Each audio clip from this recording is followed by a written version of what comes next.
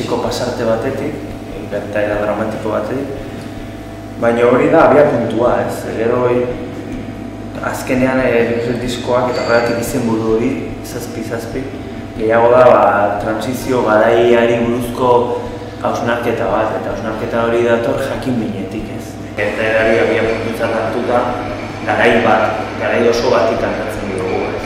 Egu bagenekien, Osaba Zuterra 77an, kontrol polizial batean, eta urtero ikartzen dugu gora, baina kontatu ginen igual garaia ez genuela berriz ezagutzen, ez? Eta jakin minio horrek ekarri dugu guztia.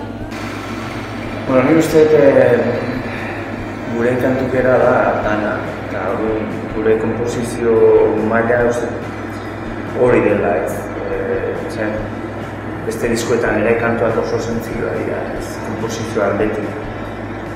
Baina egia da, lehen boskote ginala, Domin Horrezen, edo Leido Sesionen, edo non dira, eta guain diskontan 3 elementu baina daude.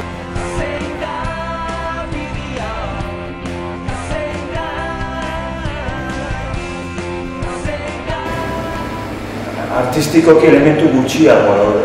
Horrek azkenean egiten duna da oinarrira mugatu behar dezu arabea, ez? Eta gainera hautaketa intenzionatu izan behar guk hori nahi genuen, ez? Eta horren hartu dugu hau ariketa musikakoa, zera. Ia oinarrian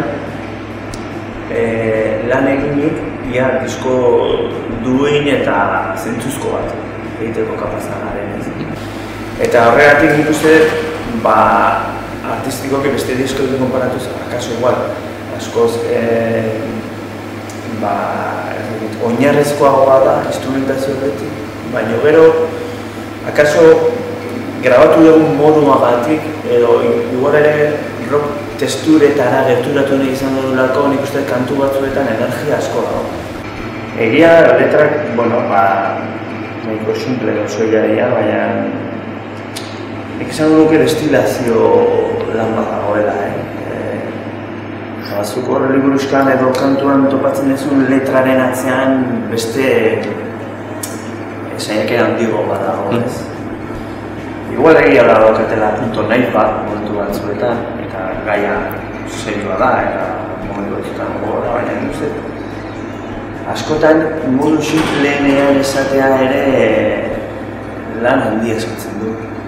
Uste Peteretean asmatu dutela Joseba Gonzek diskoaren diseinuan eta bideoaren diseinuan ere Angel Galautor oso ondo interpretatu dutela guk egin nahi genuena eta gainez gure jantzi eder batek jarri dutela. Diskoa oso dotorea da, ez dut hori meritoa ez bakarrik kantu egiena, talde bat dago batzean eta denek uste koherentzia handi bat diotela, bai idazleek, bai gure kantuekin eta bai diseinadore edo bideogileek, ez?